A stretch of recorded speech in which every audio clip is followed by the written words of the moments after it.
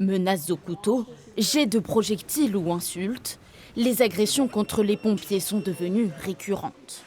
Cette année, 152 violences physiques et verbales ont été recensées en Seine-Maritime. La semaine dernière, 3 agressions ont eu lieu entre Cagny-Barville, Euux et Rouen.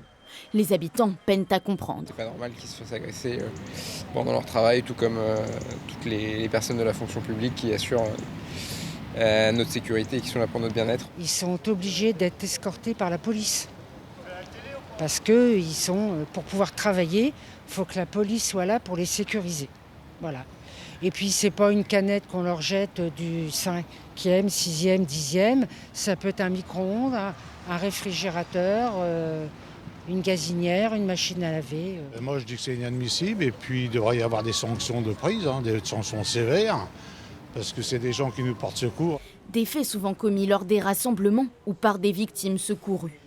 Dans cette caserne, des pompiers ont été pris à partie le matin même.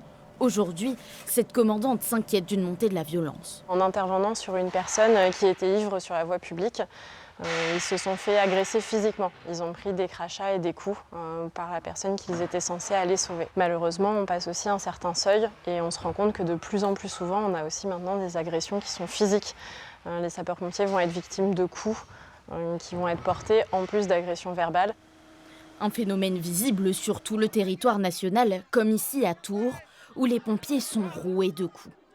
En France, 1074 soldats du feu ont été victimes d'agressions, soit 3 par jour en 2023, un chiffre en légère baisse par rapport à 2022.